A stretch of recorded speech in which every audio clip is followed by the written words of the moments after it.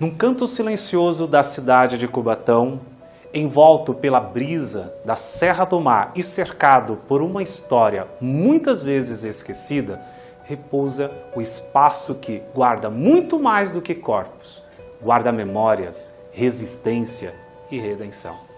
Este é o cemitério israelita de Cubatão, também conhecido como Cemitério das Polacas, um lugar onde a dor, a fé, o preconceito e o amor se entrelaçam numa narrativa poderosa, a das mulheres judias que, atraídas ao Brasil por falsas promessas, encontraram nas ruas, nos portos, a dureza da realidade e no silêncio das lápides, a eternidade.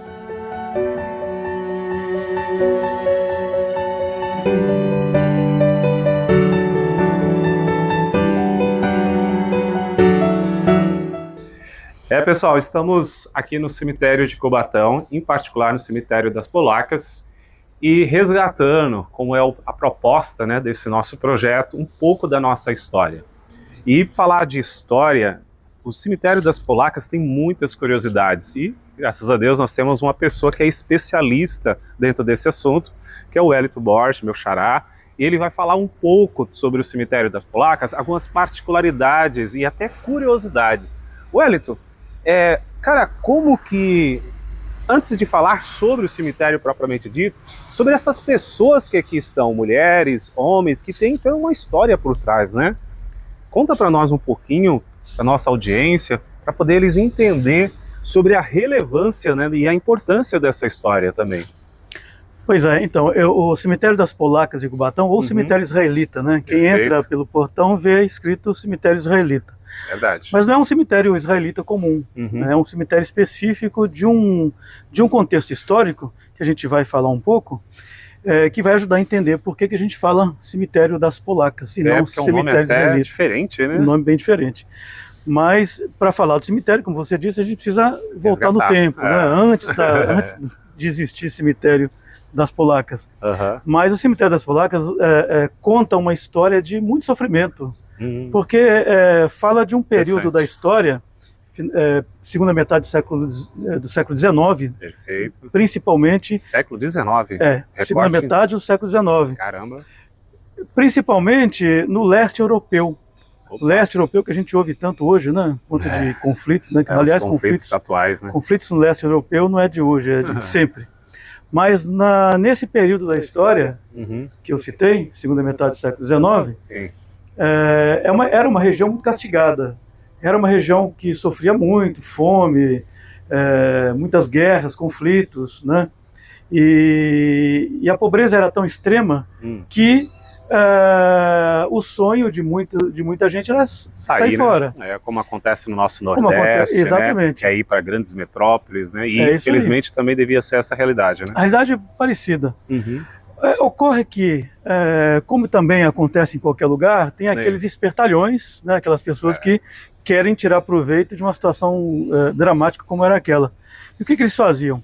Eram judeus que se aproximavam de famílias e prometia uma vida melhor para as meninas, para as filhas dessas famílias. Olha, a gente vai para a América, a gente casa lá, teremos uma vida digna. Quando as coisas melhorarem, a gente busca também, né, vocês, e vai ser todo mundo feliz lá na América. Lá na América onde? Na América do Sul, na América do Norte, né? E assim aconteciam. As meninas eram enganadas, né? E eram traficadas. Meu Deus do céu, gente, que recorte, hein? E de onde que a gente fala leste europeu, mas de onde, né? Se a gente olhar aqui as lápides, nós vamos ver de diversas nacionalidades. Caramba, interessante. Polacas são as polonesas. Olha. Mas na verdade não eram só polacas. Eram meninas da Letônia, da Estônia, da Lituânia, da Rússia. Diversos países lá do leste europeu. E que muitas vezes acontecia de se concentrarem, o tráfico se concentrar em Varsóvia, na Polônia, de Varsóvia para o porto de Marselha, na França, e do porto de Marselha para a Argentina. Por que para a Argentina? Especificamente para a América do Sul, ali a Argentina. Por que para Buenos Aires? Buenos Aires funcionava a sede de uma das maiores máfias já conhecidas, de tráfico de pessoas, que era a Zvi Migdal. Era o nome. Olha, gente, que interessante. Era o nome esse nome, na estranho, verdade, né? é o nome de um dos kaftins. Outra palavra também interessante, né? Os kaftins eram os traficantes. Eram conhecidos como kaftins porque eles usavam um sobretudo pesado, que no hebraico era kaftin. Dessa palavra surgiu a palavra cafetão. Opa, que a gente olha, gente, conhece muito bem. né? Um dado de etimologia, E esses de palavra kaftins, concentravam as mulheres, as moças, na sede da máfia em Buenos Aires, e de Buenos Aires elas eram espalhadas para o Brasil e até para a América do Norte. Gente, que situação. Principalmente em cidades portuárias, como Santos, Rio de Janeiro, Salvador, né? Então essas moças eram levadas e quando chegava nesses locais, nessas cidades, eram colocadas para prostituição. O Kaftin tinha lá 4, 5, 10 mulheres que trabalhavam para ele, né?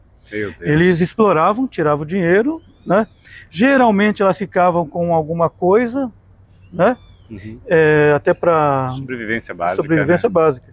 E eram prostitutas, né? Prostitutas não porque escolheram a profissão de prostitutas, mas porque eram induzidas a isso. Embora existem também, porque a gente pensa na história de uma maneira muito romantizada às vezes, né? Só olhando o recorte dramático, né? E não é bem assim. Existiam também mulheres que sabiam, que tinham ciência, mas que para fugir daquela situação tão dramática, pior do que aceitavam, talvez viver aqui. Mas de modo geral, as moças não sabiam que se tratava, achavam mesmo que seriam esposas, né? Casariam e teriam uma vida melhor. Interessante. Essas mulheres, pelas leis judaicas, elas não poderiam mais frequentar a sinagoga, não poderiam mais professar a religião judaica. Por quê? Porque eram prostitutas. Né? Já é o conceito judaico, até bíblico, né? Que a gente sabe no processo de rejeição. Lá no livro de Deuteronômio existe lá as regras, né? Que podem afastar a pessoa do convívio da religião. Mas elas queriam ter, no mínimo, um pouco de dignidade, né? Para conseguir expressar a sua fé.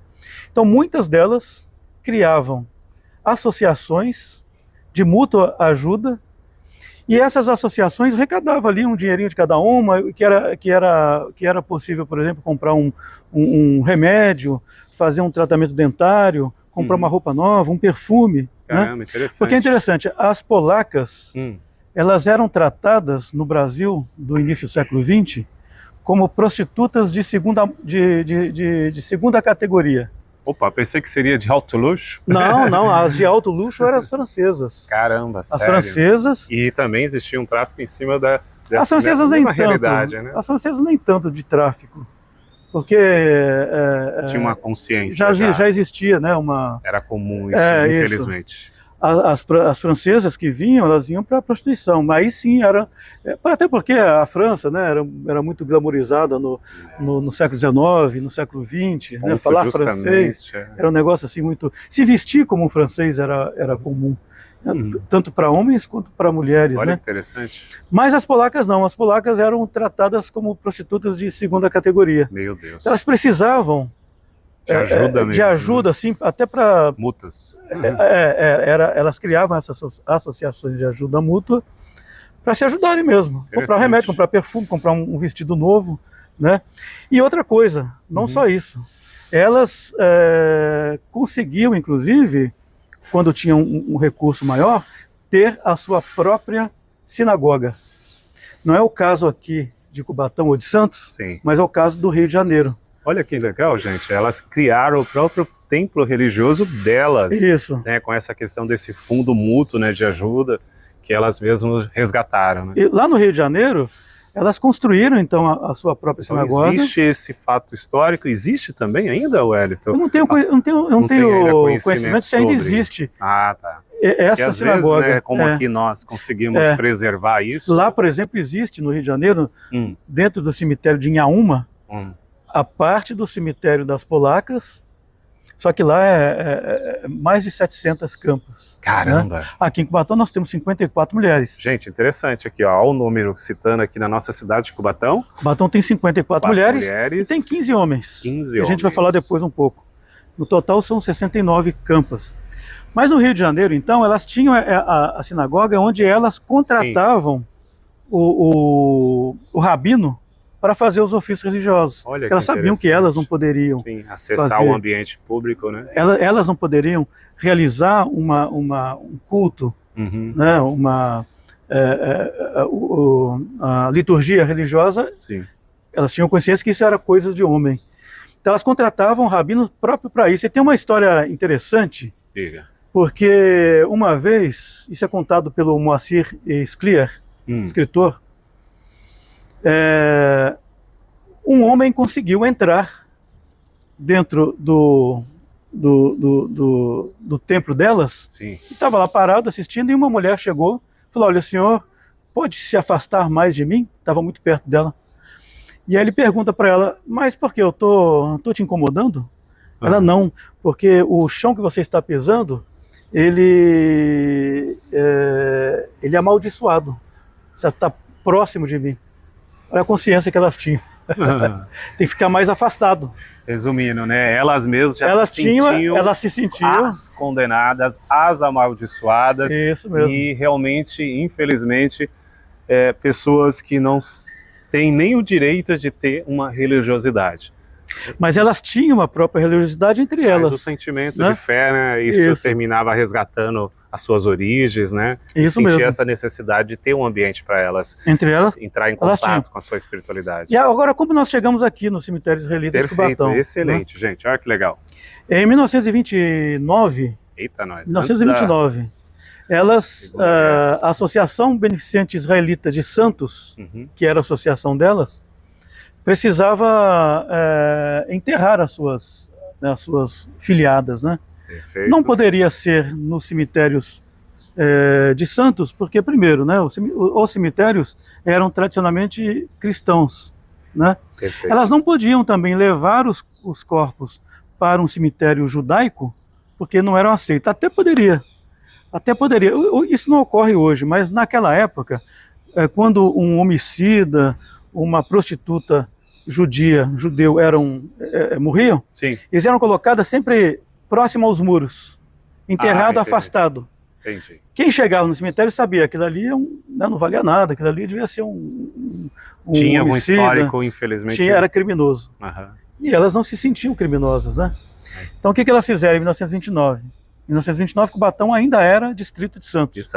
Elas procuraram lá, as autoridades na época, e compraram um terreno aqui em Cubatão, no distrito cubatense. E onde que era esse terreno? Lá na subida da Serra do Mar, ali onde nós somos, perto ali da Capela de São Lázaro, olha que legal, perto do Pontilhão da Raiz da Serra, ali existia o cemitério do distrito de Cubatão e o cemitério das Polacas. Era no local ali? Era lá. Onde era a antiga Capela de São Lázaro. Isso, ali próximo ali a refinaria, só para você se localizar. Os dois cemitérios, né? Cemitério da cidade, entre aspas, né, da extensão de Santos. Do distrito. E porque, na verdade, é o seguinte, era um cemitério muito pequeno e quem eram as pessoas que eram enterradas lá? Pessoas... Cidadãos aqui locais. Mais pobres. Mais simples. Porque, por exemplo, os bananicultores, pessoas que tinham mais recursos, eram enterrados ou no cemitério do Paquetá, né, no cemitério da Filosofia, que eram cemitérios com mais imponência, né? Perfeito. Aqui não, aqui eram os cemitérios mais das pessoas locais e das polacas. Elas compraram aqui, primeiro, porque era longe do centro de Santos. Sim. Porque tinha que ser um negócio bastante reservado, né? E foi lá durante algum tempo, até a década de 50, quando, por conta da construção da refinaria Presidente Bernardes, sim, o terreno em que estavam os dois cemitérios foi incorporado à Petrobras. Dentro da Petrobras. Então teve que fazer a retirada, né? Cara, tanto então... do cemitério Isso que qual ano para o pessoal? Isso em 50 e 52. Ah, é verdade. Se não me engano, a 52. refinaria é geralmente dessa época. A refinaria foi inaugurada em 55. Isso mesmo. Se eu não me engano, 52 ou 53. Mas aí acontece, inclusive, que é uma das curiosidades e lendas cubatenses, que é a procissão dos mortos. Gente, né? Caiu o conceito de São Lázaro, não São Lázaro no conceito bíblico, né? Pois a gente ainda lembra o São Lázaro, que você explicou para nós, depois resgate lá no nosso documentário. É verdade. Mas aí tinha essa questão da procissão. Essa questão da lenda da procissão dos mortos nasceu depois que o cemitério teve que vir para cá, os dois. Caramba, interessante. Imagina a dificuldade, né? Caminhões parando, as pessoas fazendo a exumação dos corpos, e muitos corpos, inclusive, ainda em processo de decomposição. Então, as pessoas que viviam essa época, como, por exemplo, eu lembro do seu Aires contando essa história, que foi um negócio terrível. O Arlindo Ferreira também lembra alguma coisa. Arlindo, saudoso Arlindo. Que foi algo terrível, né? Desenterrar as pessoas, colocar em caixões, junto com as lápides, trazer para cá e fazer refazer a sepultura, né? Era um número muito pequeno, né? Hoje a gente vê um cemitério tão grande como o nosso, sim, mas era um cemitério muito pequeno. Modesto. Não foi algo assim... E sem nenhuma infraestrutura, né, para ser feita uma situação como essa, né? Como o cemitério das polacas estava num terreno comprado por elas, a prefeitura, então, na época, desapropriou esse local onde nós estamos, certo, e deu para a associação delas, né, a posse dessa área. Né? E elas começaram a sepultar. Então nós vamos ver, aqui nós temos sepulturas que é anterior a 29. As primeiras ali... Que são justamente essas que estavam lá nesse local e foram trazidas para cá. Translado para cá. A última sepultura é de 1966. Caramba. De lá e depois não teve mais nenhum sepultamento. Se desfez esse processo de associação. E aí a gente vê nas sepulturas, a gente consegue identificar, primeiro, nacionalidade quando está escrito em português. Perfeito. Que a maior parte dela está no idioma hebreu, né? Hebraico. Né? E algumas coisas em português. Então a gente consegue identificar. E são sepulturas com diversos símbolos, né, próprios da religião judaica, a gente vai ver depois, a gente explica algumas delas. O cemitério foi tombado como patrimônio histórico de Cubatão pelo Conselho de Defesa do Patrimônio Cultural em agosto de 2010. Caramba. Né? A Associação Cemitério Israelita de São Paulo, que é conhecida como Hevra Kadisha, se responsabilizou pela restauração das campas, e já fizeram isso em algumas ocasiões, só que pelo tempo, né, você vai perdendo, precisa inclusive de nova... Tudo precisa, né, de um acompanhamento. Né? Eles estão para fazer outra restauração. A prefeitura mantém, né, o corte de mato. É de responsabilidade da prefeitura? É uma administração conjunta entre a Associação Cemitério Israelita de São Paulo com a prefeitura. Ah, legal. A prefeitura tira o mato, não deixa o mato crescer, é responsável também pela... Faz a higienização básica do ambiente. Também pela pavimentação, que inclusive precisa de uma reforma. Nova reforma. Mas é um local que sempre despertou muita curiosidade. Né? E por não conhecer, as pessoas acabam cometendo atos de vandalismo. Meu Deus do céu. E não foram poucos. Tanto assim que o portão de entrada era aqui na frente. Foi fechado e aberto um lá. Então quem chega no cemitério israelita acha estranho, porque você abre o portão, as campas estão todas viradas para frente. Então, né? Rapaz, porque justamente uma curiosidade interessante para você que está em casa, todas viradas, seguindo aí sentido delegacia, sentido a rua, né? Porque o portão era ali. Era ali. Né? Foi colocado aqui por conta infelizmente, do vandalismo. Do vandalismo. Então, alguma coisa... Mas o acesso é fechado ainda, né? O acesso é fechado. Nós chegamos aqui, né, o Hélito, por conhecer, né, e ter acesso, abriu aqui tudo, né, com cadeado, tudo. Então a visita é só ainda restrita, então. A visita é restrita e foi algo que foi combinado oralmente legal, com o pessoal da associação, sim, isso lá em 2010, porque a gente falava, pô, nós vamos fazer o tombamento, isso vai despertar o interesse, muita gente vai querer vir, e de fato, e aí existe uma demanda grande até. Sério? Que interessante. De pessoas que vêm aqui, na maioria das vezes de outros lugares, né, de São Paulo. resgatar visitas de americanos também é frequente. Eu já recebi diversos americanos aqui, acompanhei. Interessante, gente, né? Olha só. E como acontecem as visitas, né? Geralmente, existe aqui em Santos uma agência de turismo cujos proprietários é da comunidade judaica, eles vêm, né? Eu também acompanho muitos grupos. Sério? Que interessante. Geralmente a gente traz aqui, eu acompanho. Então essa história você repete algumas vezes. Várias vezes.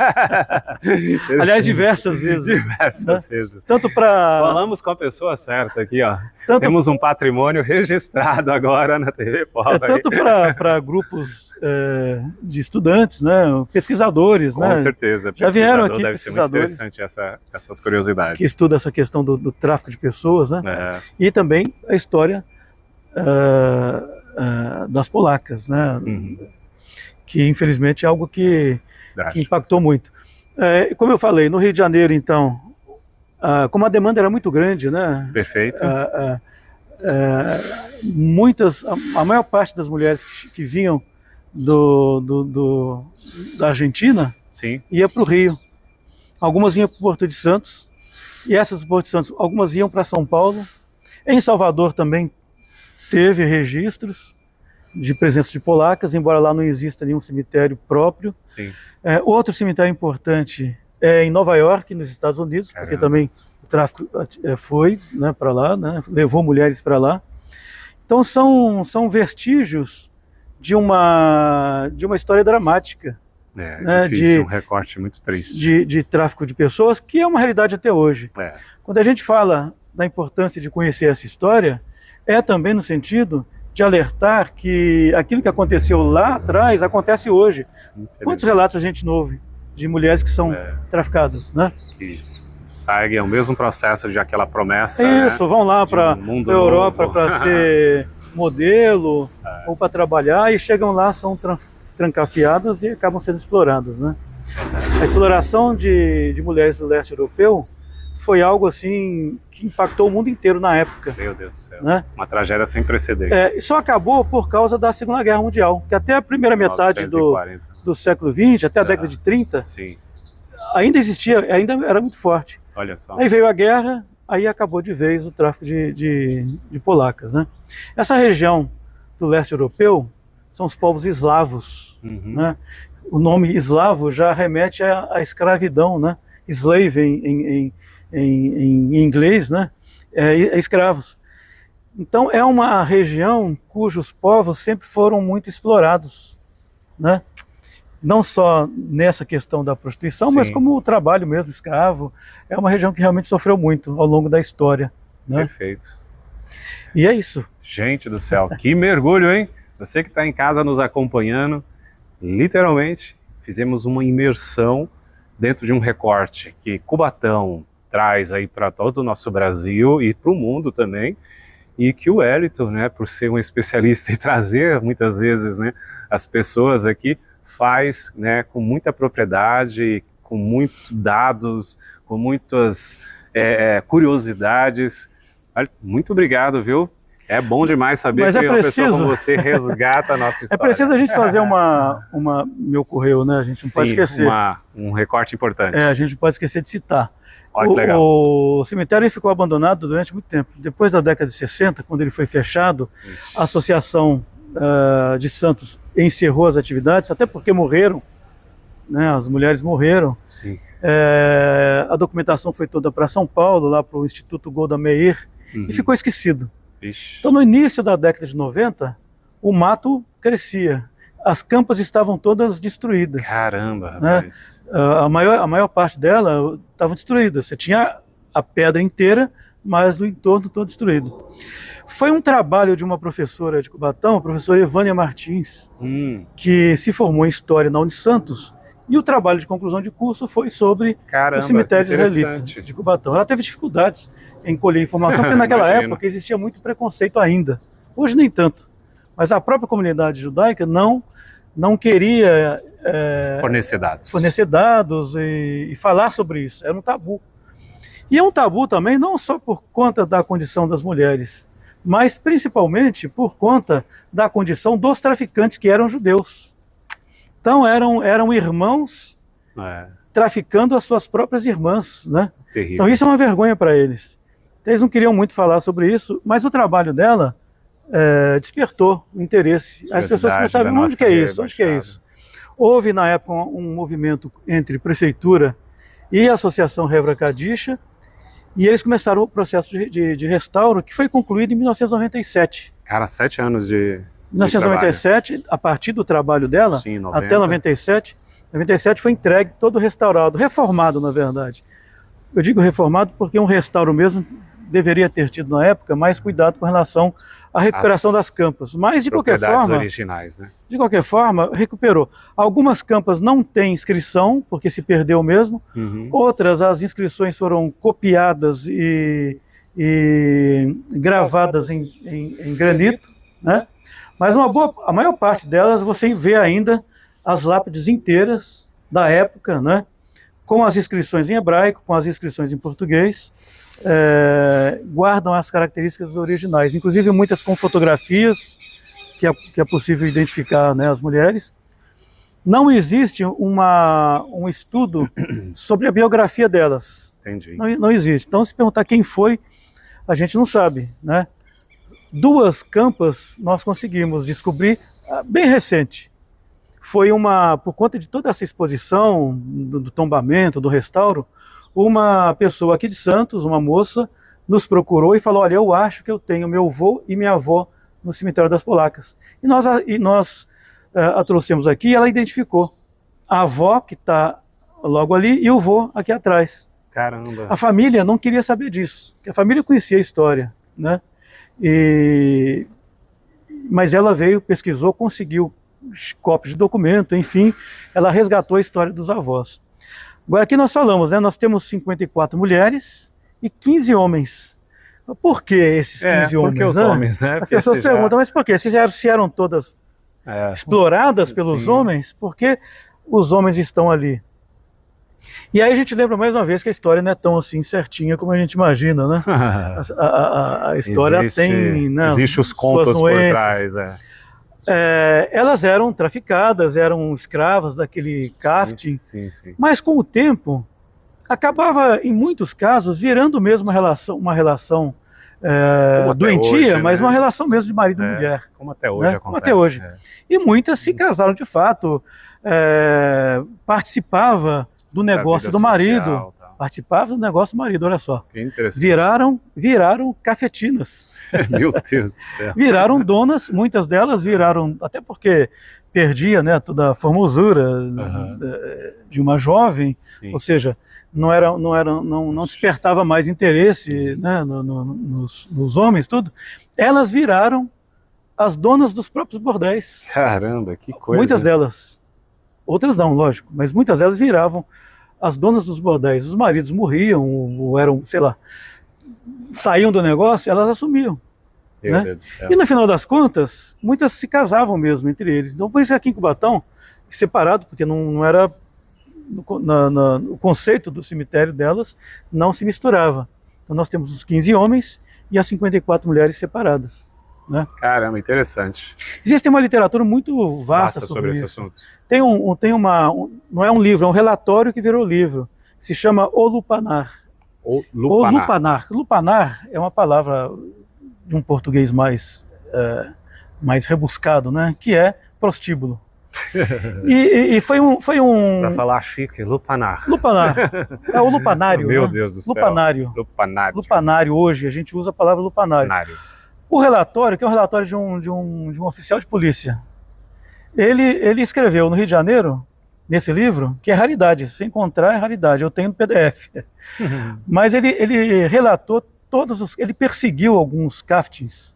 Entendi. Ele tinha um ódio daquela figura abjeta, porque o Kaftin era um ser abjeto, né? Porque ele colocava uma moça, enganar ser humano naquela condição, e ele relata com detalhes, né? Como que era o dia a dia dessas mulheres e desses caras no Rio de Janeiro, né?